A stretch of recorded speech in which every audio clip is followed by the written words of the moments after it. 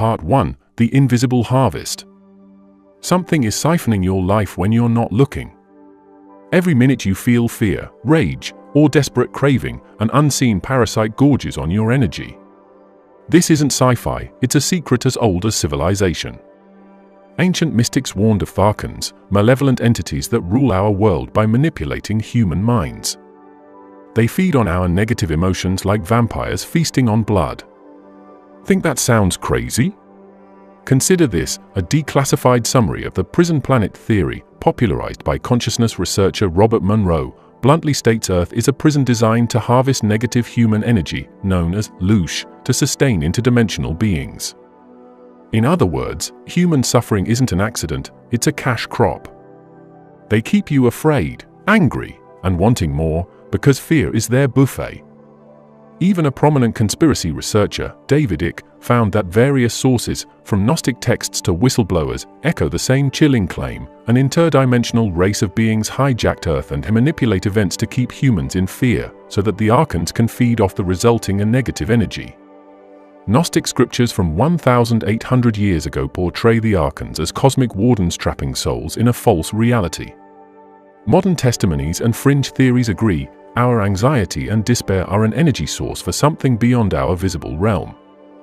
If you've ever felt drained after a day of non-stop stress, you're not imagining it, something is draining you. Remember that the Archons feed on our emotions, writes one researcher, describing how these entities constantly arouse hatred and fear in the weakest among us. The more people are afraid, the more the Archons feast. Look around: endless bad news, online outrage mobs, the pressure to have more. It's as if the world is engineered to keep us in a state of panic and craving. According to Gnostic thought, that's exactly the case. The Archons, Greek for rulers, have maintained control over the world by distorting our perception and keeping us blind to our true power. They steal our divine energy, our creative life force, by chaining us to fear, lust, envy, and despair. This is the grand revelation: you are an unlimited source of spiritual energy and abundance, a literal fragment of the infinite, yet every day that power is skimmed off the top by unseen hands. Through manufactured negative emotions and desires, they channel your creative force into their own sustenance, leaving you empty. It's the ultimate conspiracy, hidden in plain sight. The more you chase external fulfillment, the weaker you get. The more you stress and hate, the stronger they get. This expose will uncover how every system around you, political, economic, even religious, has been bent toward keeping you in a low state, and how ancient texts, leaked documents, and scientific studies all point to one mind-blowing truth: if you break this cycle and reclaim your inner peace and gratitude, the entire vampiric empire collapses. The Archons starve. You grow powerful. And the world as we know it would flip like a switch. Stay tuned, because we're about to expose each layer of this silent energy heist, and it only gets more dangerous from here. Part 2: Fear and Desire, Weapons of Control. Look at the world through the Archon's eyes. Humans are cattle to be herded with fear and baited with desire. Keep the herd anxious, and you keep it weak. This tactic isn't even hidden, our own leaders boast about it. H.L. Mencken, a sharp observer of power, said it plainly a century ago: the whole aim of practical politics is to keep the populace alarmed by an endless series of hobgoblins, most of them imaginary. Politicians manufacture threats to keep you scared and begging for protection. Why?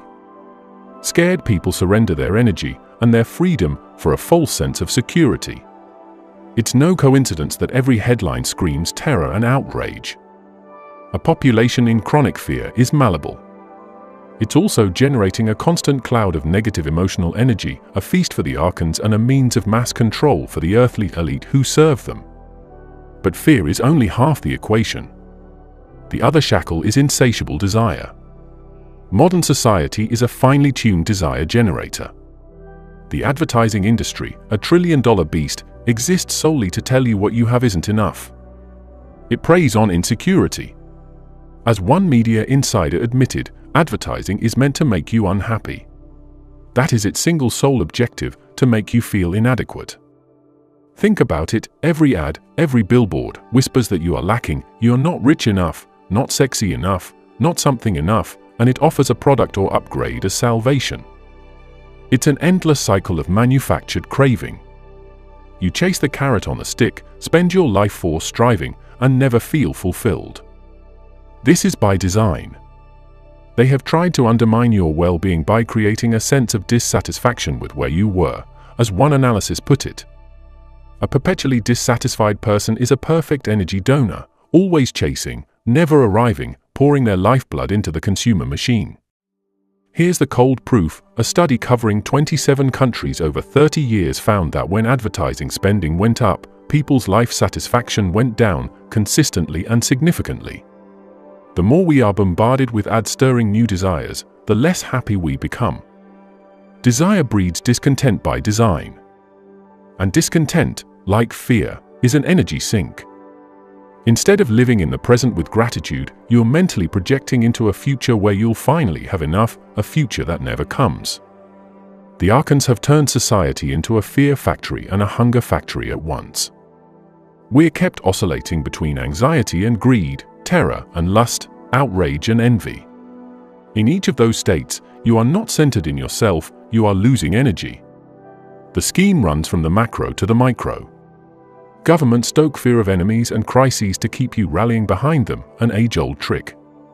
Corporations and media stoke envy and desire to keep you buying and obeying. Even the economy is rigged to trap you, get you into debt-chasing a lifestyle, then force you to slave away to service that debt.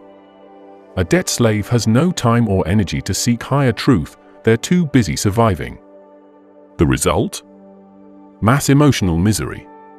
Anxiety disorders, depression, chronic stress, these are at all-time highs, not because human life is objectively harsher than before, we have technology and comforts beyond kings of old, but because we are being psychologically attacked on all fronts. It's intentional trauma. It keeps our collective vibration low. And in that low vibrational state, we are easy prey. Consider how even our language reflects this hidden harvest. People say the life was sucked out of me after a stressful event, or describe toxic relationships as draining. We instinctively know what it feels like to have our energy taken. What we're not supposed to know is who's taking it. We blame ourselves, each other, or abstract stress.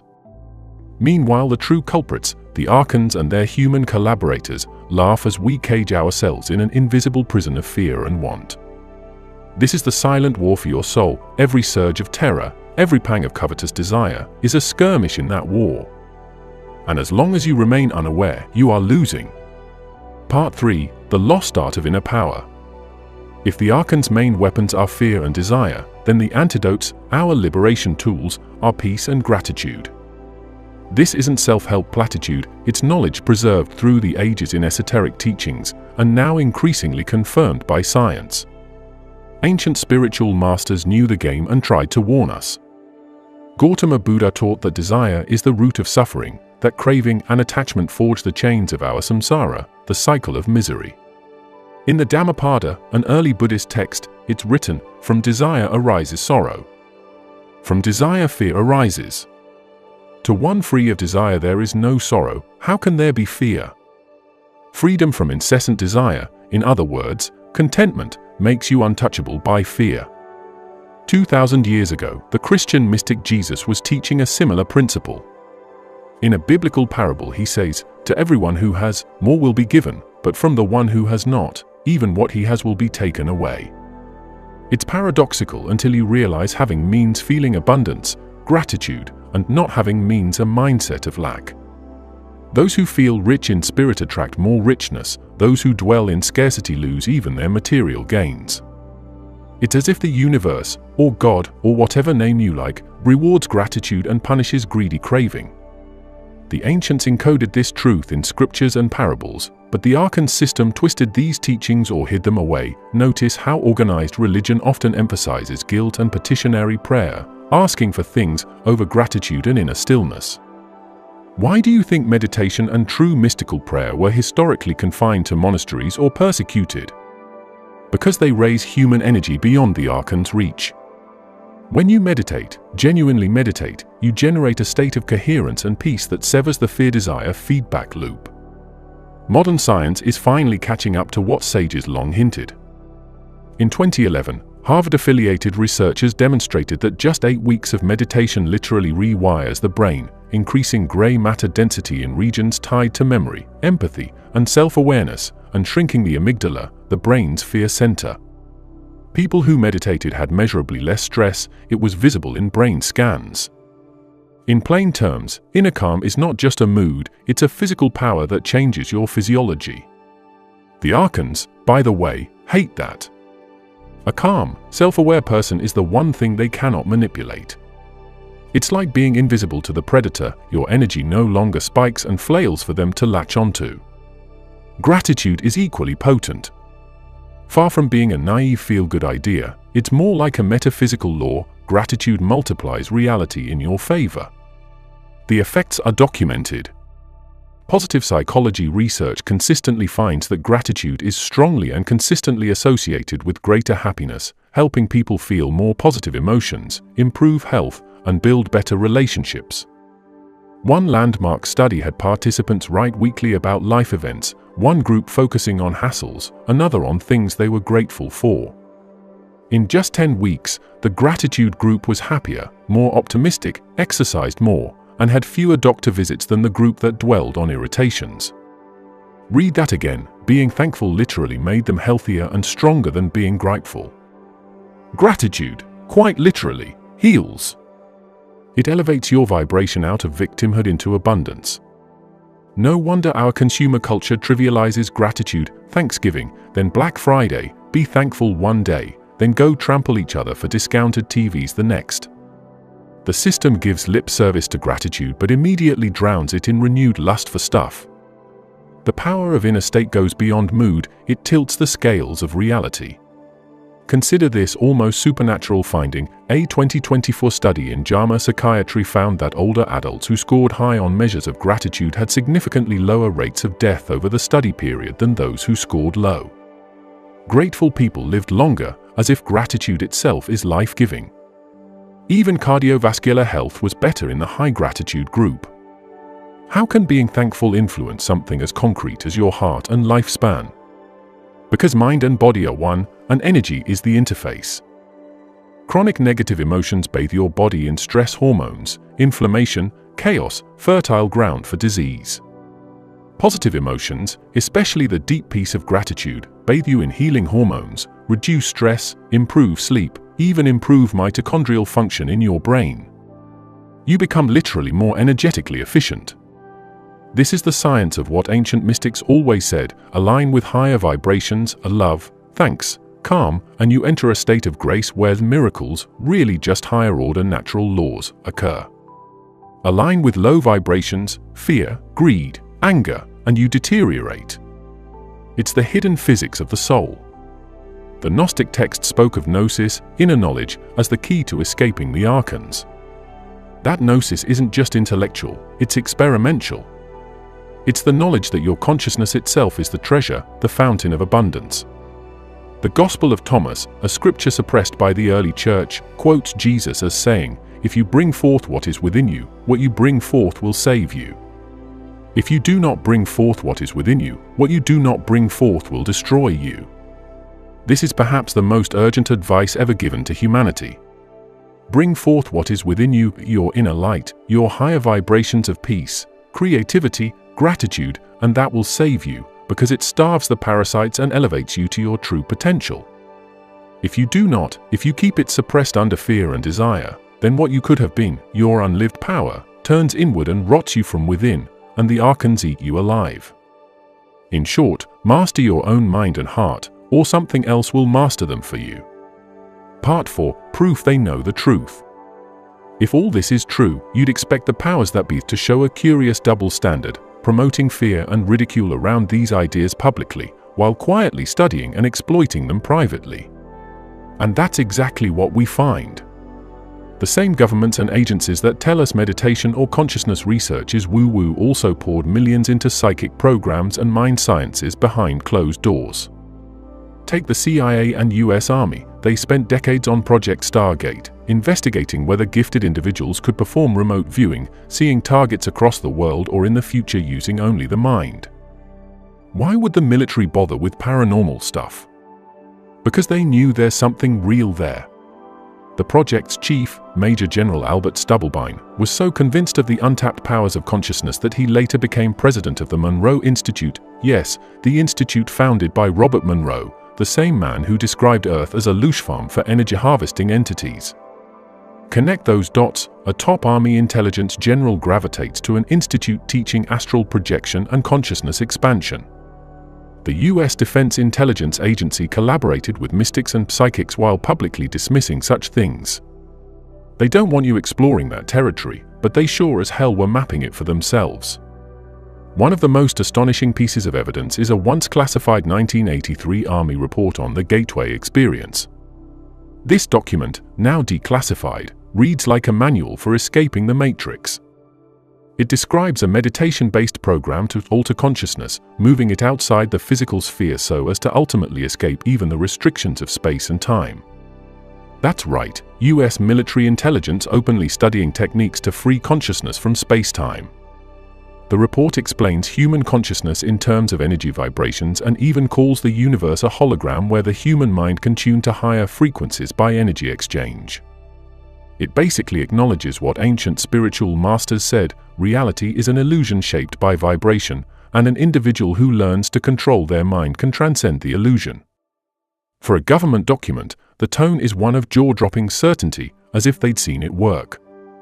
And here we are, citizens of the same nation, never taught a shred of this in school. Instead, we got lessons in fear, Cold War drills, terror alerts, and consumption, be a good economic unit. They keep the deep stuff to themselves. Consider also how religious authorities have a history of suppressing mysticism. The Cathar sect in medieval Europe taught that the material world was a prison of trapped souls. Sound familiar? The church literally burned them out.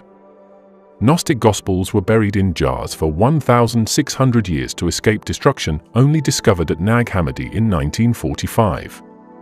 Throughout history, mystics, shamans, yogis, anyone claiming that divinity and power lie within you and not in external institutions, have been marginalized or persecuted. Why? Because if even 10% of people truly realized their inner power, the external hierarchies of control would crumble overnight. You wouldn't need Big Brother to protect you, or Big Pharma to sedate you, or Big Tech to entertain your sorrows away. You'd be sovereign. That is the greatest threat to every system built by the Archon's human managers. Even today, notice the pattern: Silicon Valley CEOs quietly attend mindfulness retreats and send their kids to schools with no social media, while unleashing addictive tech on the masses. The elites mock New Age flower children in public, but behind closed doors they hire meditation coaches, consult astrologers, and study Stoic philosophy. The Vatican preaches suffering as virtue, yet within its secret archive sits forbidden knowledge about human consciousness and ancient energy practices. Why else lock up texts like the Key of Solomon or keep tight control over Marian apparition secrets? The US government jails people for psychedelics, yet CIA MKUltra programs in the 60s dosed volunteers with LSD to explore mind control and psychic phenomena. They know. They know the human being is far more powerful than we're allowed to believe. They know negative emotions make us weak and controllable, and positive, elevated states make us dangerously free. Here's a small but telling example. The USSR and USA both invested heavily in a psychotronic research during the Cold War. Each side was terrified the other might unlock psychic weaponry or mind influence first. When so-called primitive Tibetan monks demonstrated heat-generating meditations or telepathy, teams of scientists rushed to study them, often feigning skepticism but unable to hide their intrigue. The men who stare at ghost-style projects were real. Soldiers tried to stop a goat's heart by concentrated intent, or influence RNG machines by thought. These experiments, scattered in declassified files, point to one conclusion: the overseers of society take the realm of consciousness very seriously, but want us to treat it as a joke. They craft a cultural narrative where meditation is hippie stuff, gratitude is a tacky Instagram hashtag, and the pursuit of inner peace is selfish or woo-woo. Meanwhile, stress, overwork, anxiety, and constant yearning are portrayed as normal. That's just life. This narrative is the Archon's camouflage. It keeps their food source, your energy, secure. But cracks in the facade are showing. Leaked documents, ancient texts emerging, a surge in collective awakening, people are starting to see the prison bars. We're rediscovering what was known to wise ones millennia ago. The real battle on Earth is a spiritual war for our consciousness. And now, as we stand on the brink of that realization, comes the most critical question of all, one that may define the future of humanity. Part 5, the final revelation. Ask yourself this and don't flinch. What happens if you stop feeding the predators? What if tomorrow you woke up and refused to worry, refused to hate, refused to yearn for one damn thing beyond what you have? What if millions did? The Archons would starve. The shadow elites would panic. The entire pyramid of control, built on our fear and greed, would collapse under its own weight. This is the ultimate secret: you were never truly powerless. The oppressor's greatest trick was convincing you that you're just a small, ordinary being at the mercy of forces. The truth is, you are a conduit of the force. Call it God, call it universal energy, whatever, it flows through you. The Archons have no direct line to it, they can only steal it from us. We have been financing our oppressors with our souls. Think back to every source we've uncovered. Gnostic sages, Buddhist monks, Christ's parables, CIA analysts, neuroscientists, they're all pieces of a jigsaw puzzle. Put it together and the image is shocking. Reality is far more malleable than you've been taught. Your consciousness is the brush, and your emotional energy is the paint. When kept ignorant, you paint a world of nightmares on autopilot, guided by the hidden hands that profit. But once you see the pattern, you can grab the brush. The controllers are terrified of that moment. Why do you think every person who's significantly preached love, peace, and inner light at scale gets assassinated, crucified, ridiculed, or silenced? Because those ideas catch on. And if they catch on enough, game over for the parasites. This final revelation is not warm and fuzzy, it's dangerous, incendiary. It puts responsibility on us. As long as we blamed the Illuminati for the government war, the devil in abstract, we stayed victims. But if the real power has been in our hands, or rather, in our hearts and minds, all along, then the onus is on you and me. That is both terrifying and exhilarating. It means there is no cavalry coming to save us, we are the cavalry. It also means the Archon's worst nightmare is true. Their slaves might realize they never needed to be slaves at all. The prison doors have been open the whole time, we only believed them locked. As the saying goes, the greatest trick the devil ever pulled was convincing the world he didn't exist. Now we see the devil, the archontic influences, and more importantly, we see our own light. So I won't end this with a tidy moral or a comforting send-off. Instead, I leave you with a challenge, a risky experiment. Try, for one day, to withdraw your energy from the Archons. Be still. Be grateful for every breath and crumb.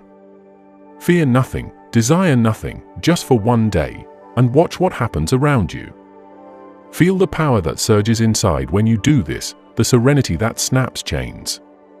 The ancient gospel of Thomas echoed across time: if you bring forth what is within you, what you bring forth will save you; if you do not, it will destroy you. We stand at that crossroads now, as individuals and as a species. Bring forth your inner peace, your inner abundance, or let the absence of it destroy you by feeding those who would keep you in hell indefinitely. Will you free yourself and starve the Archons, or lull yourself back to sleep and feed them for another age? The answer isn't coming from above. It's been within you from the start. Perfect. I'll continue the exposé with Part 6 and Part 7, exploring how peace and gratitude deepen when directed toward the true source, the primal intelligence or divine essence behind all creation, and how that loving connection leads to powerful returns in both inner and outer abundance. I'll draw from universal teachings across mystical traditions, spiritual authors like Neville Goddard, and evidence of real-world impact, miracles, health shifts, material gain, when people align with divine love. I'll let you know when the next chapters are complete. Part 6. In the stillness of true inner peace, something extraordinary begins when that calm gratitude is focused like a laser toward the ultimate source of all that is. Call it God, the universe, divine mind, all mystical paths have hinted at this secret. The ancients knew that peace and thankfulness aren't just feel-good emotions, they are frequencies, and when you tune those frequencies to the source behind creation, reality itself can start to bend. In esoteric circles, it's whispered that a heart filled with sincere gratitude toward the divine becomes a kind of magnet, pulling on the fabric of the cosmos. What was once just inner tranquility now becomes transformative power because it's plugged into the infinite grid of the true source. The difference is like a lamp that's off versus one connected to an electric current. Once connected, the light explodes into brilliance. Across history, sages and mystics from every tradition guarded this truth. They taught in their own words that when a soul loves the true source, the source loves back. One modern mystic, Neville Goddard, insisted that the Creator isn't some distant figure, but the very core of our being. God is within us all. We are one. All of life is connected to this one source who loves every cell of our being. Imagine that, an infinite intelligence intimately aware of and caring for every single cell in your body. According to Neville, our imagination and feelings are not isolated personal events, they are communion with God. When we assume the feeling of gratitude as if our prayers are already answered, we align with the God within and effectively create our reality. This isn't just self-help fluff, it's a radically empowering idea. Your deepest thankful visions broadcasted to the source can precipitate into the material world. Even the mysterious law of one philosophy suggests that love and gratitude aren't just emotions, they're fundamental forces. In the channeled raw material, it's said that the primal distortion of the one infinite creator is love, the great activator and primal co-creator that gives energy to everything. In other words, the universe runs on a love-based engine. When you feel deep love or profound gratitude toward the cosmos, you are tapping into the very power that makes galaxies spin. It's like finding the frequency that opens a secret door. The law of attraction crowd stumbled upon a fragment of this truth. They found that practicing gratitude seems to draw in blessings, but many missed why.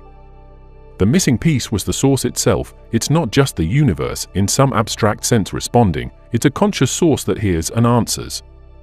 Gratitude without a target is still good. Gratitude directed toward the source of being is a game changer. Think about it. We've all been taught to hustle, to fear, to feel alone. But if this hidden knowledge is true, then quietly loving the source in peace and thanks might be the most revolutionary act there is. It means the meek aren't weak, they're plugged into an infinite power supply. A person sitting in sincere prayer or meditation, emanating love and thankfulness to the divine, might be doing more to change their destiny than 1,000 schemers and strivers.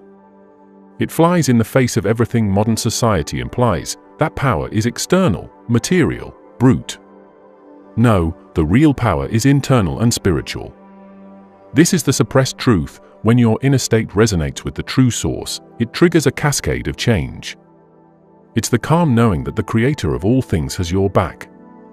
And as we move into the next part of this expose, the truly shocking part is how the source reciprocates, how it answers those who dare to direct their love and gratitude to it. Part 7. For those who have dared to love the source this deeply, the response from the divine is nothing short of astonishing. Ancient scriptures and real-world experiences alike describe a kind of reciprocation that defies logic. In the Bhagavad Gita, Krishna, representing the divine source, promises, "In whatever way people surrender unto me, I reciprocate accordingly." That is cause and effect at the spiritual level. Turn your heart to God, and God turns toward you. The Gita's commentators go even further, describing that for one who truly devotes themselves, God takes care of them just as a mother takes care of her child, even destroying obstacles and bestowing divine bliss, divine knowledge, and divine love on the devotee. In a jaw-dropping admission, the text says the Almighty becomes so enslaved by the selfless love of a devotee that the Infinite willingly places itself in service to that person's love. Pause and reflect on that, the creator of the universe indebted to a human's love, bound to help and protect them. This isn't the stuff of sweet Hallmark cards, it's a radical spiritual law whispered in holy circles for millennia. Mystics in the West told the same tale in different words. In the Christian tradition, Christ invited people to abide in the source like branches in a vine, promising that one who does so will bear much fruit. In fact, one translation of Jesus' words makes the bold claim that if you fully unite with the divine, you can ask for whatever you like and it will come true for you. This is not prosperity gospel cheerleading, it's the principle of alignment. When you are one with the source, when your will and the divine will sync through love, the miracles flow naturally. Little wonder the Bible also insists that all things work together for good to them that love God. Love God, and somehow the fabric of reality itself rearranges for your benefit. Somehow, someway, everything conspires for your growth and blessing. The world may call it coincidence or luck, the mystic calls it grace. And it's not just ancient myth or poetic metaphor, we see echoes of this reciprocity in modern life. There are countless testimonies of people at rock bottom who finally surrendered to a higher power with genuine gratitude, and then the unexplainable happened. The terminal cancer patient who makes peace with God and floods their remaining days with thankfulness, then walks into the doctor's office to find the tumors vanished. The bankrupt family that prays together, thanking the universe for provision even in hardship, only to coincidentally receive a financial windfall or an opportunity out of the blue.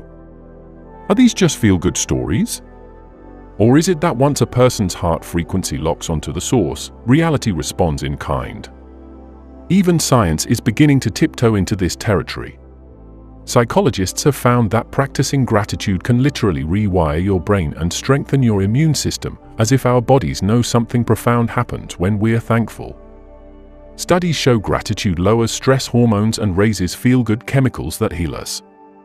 Now imagine multiplying that effect when the gratitude is not generic, but directed at a loving cosmic intelligence. The mind-body-spirit complex shifts into coherence. Stress falls away, intuition sharpens, and a kind of divine favor seems to cloak your life.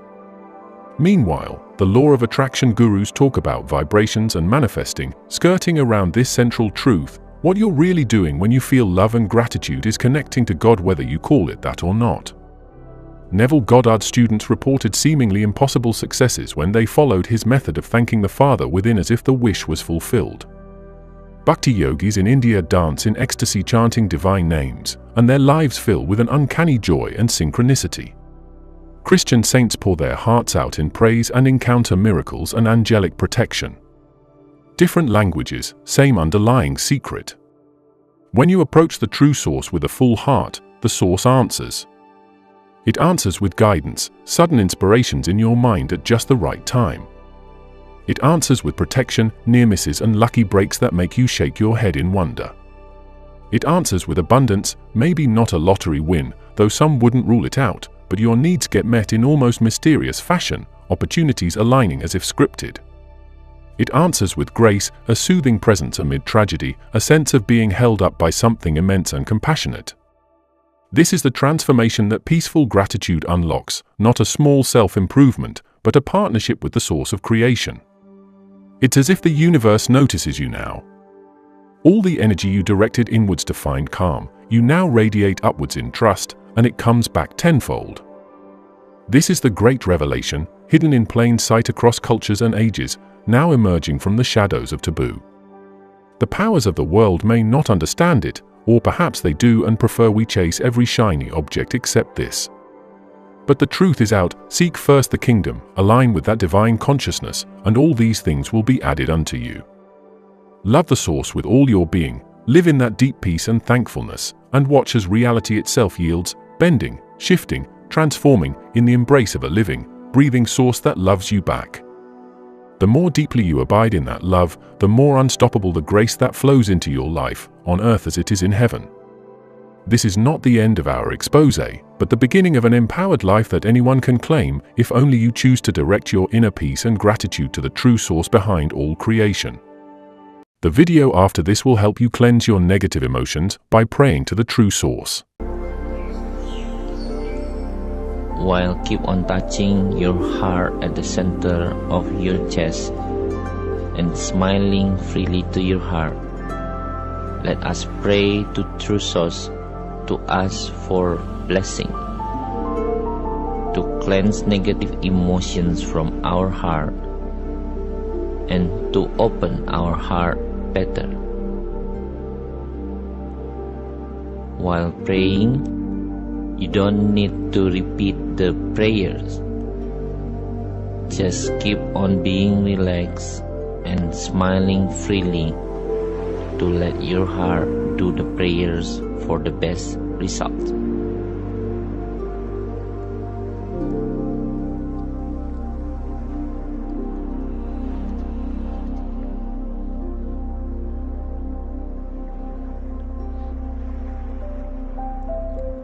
True source,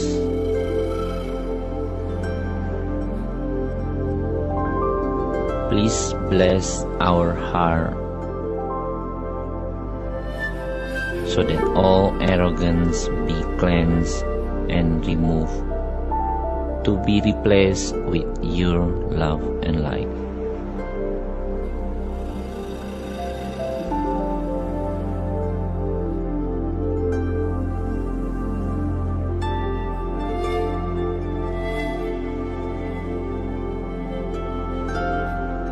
True source,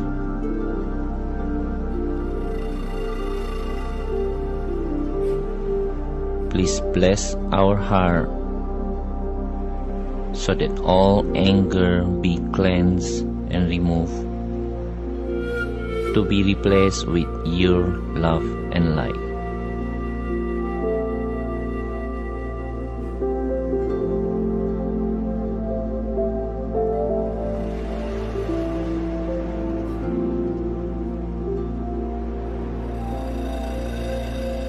True source,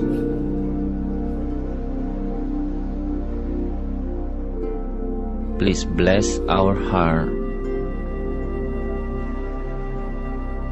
so that all selfishness be cleansed and removed, to be replaced with your love and light.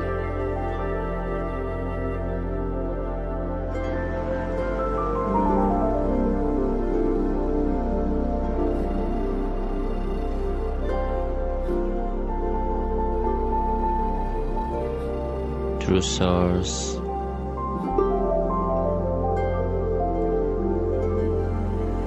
please bless our heart so that all envy and jealousy be cleansed and removed, to be replaced with your love and light.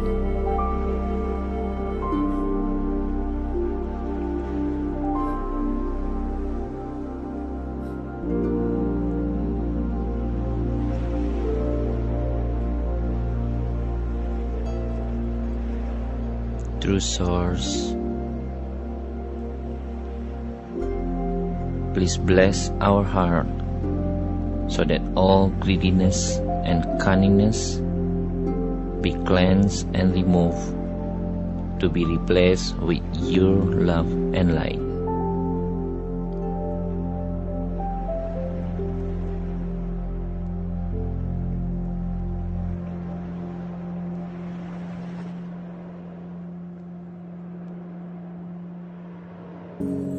True source,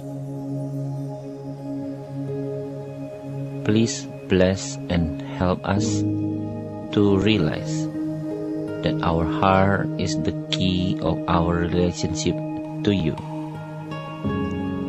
Please bless and help us to be able to forgive everyone sincerely.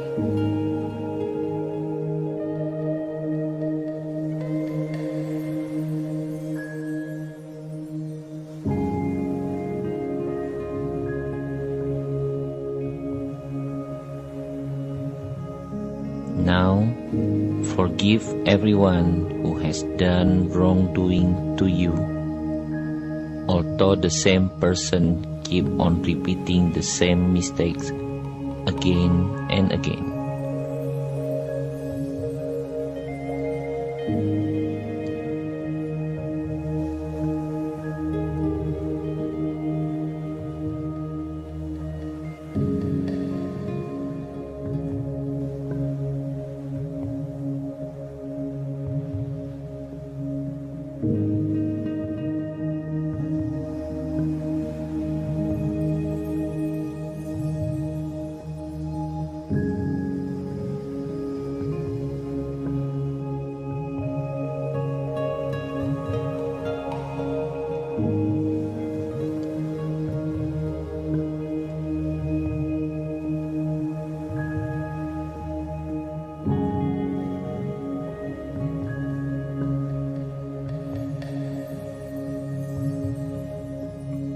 True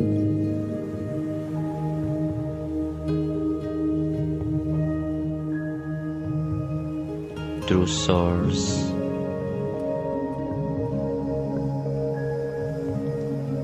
as we have forgiven everyone who has done wrongdoing to us, please bless our heart so that all related negative emotions such as hatred, resentment, sadness, dissatisfactions, etc. be cleansed and removed to be replaced with your love and light.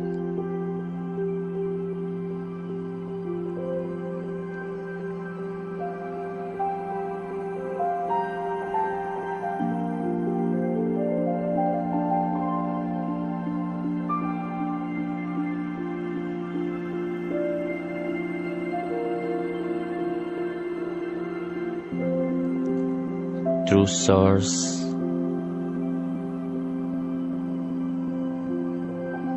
please bless and help us to realize all of our wrongdoings to you or to others, to feel sorry and ask for forgiveness.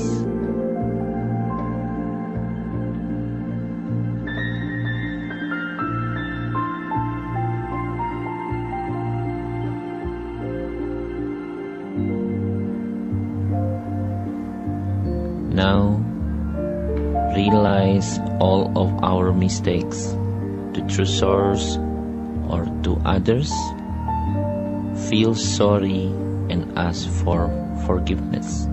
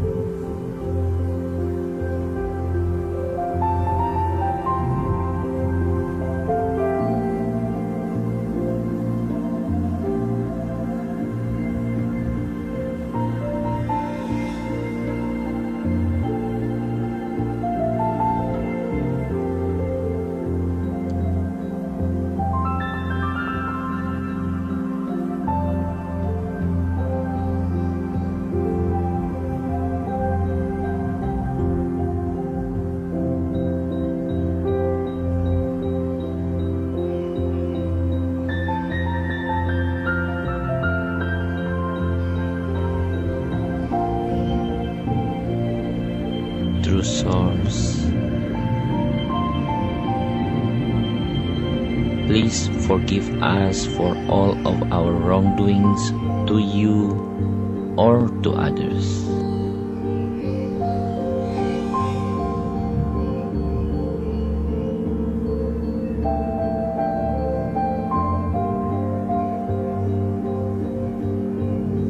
And as you have forgiven us, please help so that all burdens from those wrongdoings such as fear, worries, etc. be cleansed and removed to be replaced with your love and light.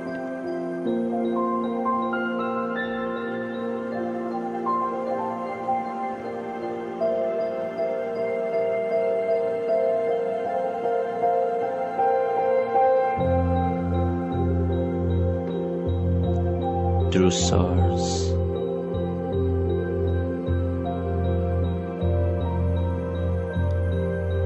please cleanse and remove all other negativities from our whole heart to let your love and light flow abundantly and continuously into our whole heart.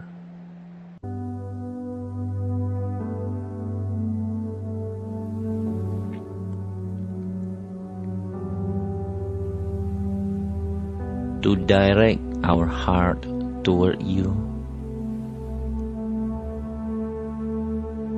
and to open our heart for you,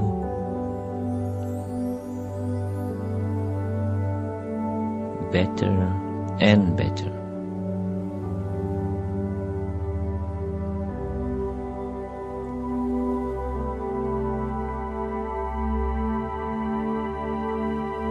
To fill our whole heart and feeling with peace, calmness, joy, and all wonderful feelings from your love and light.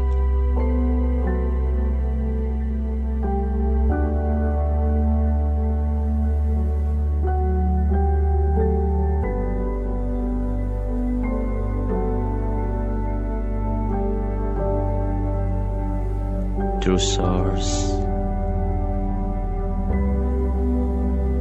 please bless and help us to be able to feel the presence of your love and light, together with all wonderful feelings from your love and light within our heart.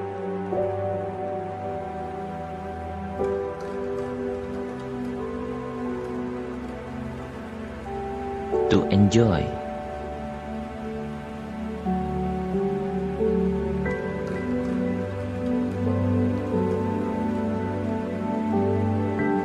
to let your love and light to do the best, not only for our whole heart, but also for our whole being.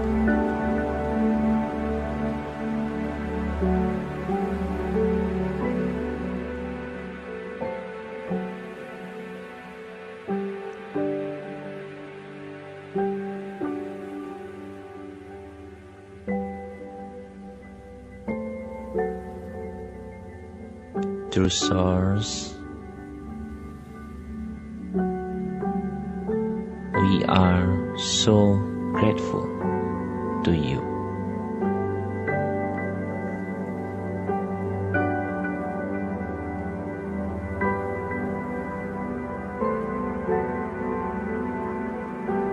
Amen.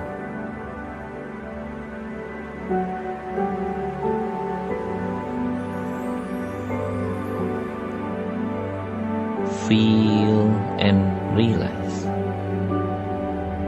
your whole heart and your whole being have become much lighter.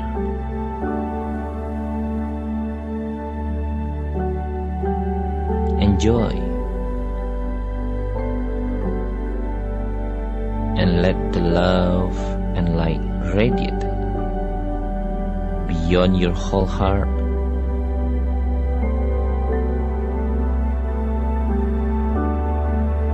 and your whole being completely.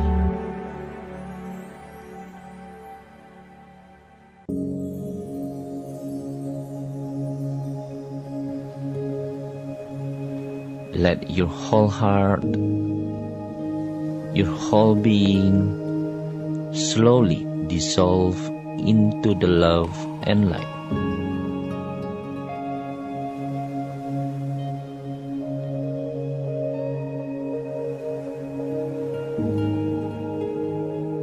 Keep on smiling while enjoying the process.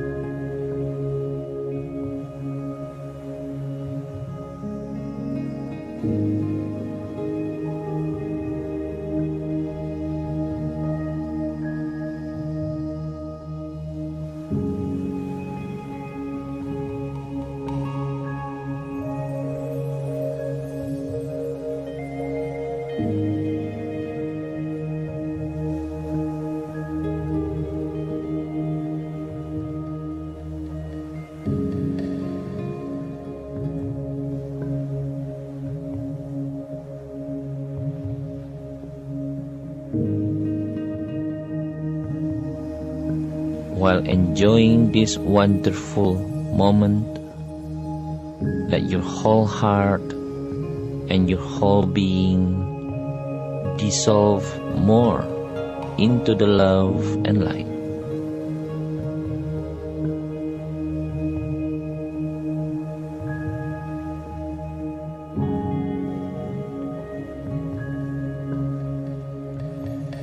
Feel and realize your whole heart, your whole feeling are filled with all wonderful feelings from the love and light.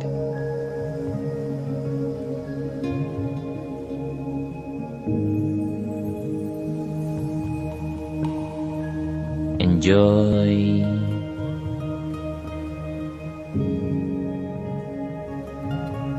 and be grateful.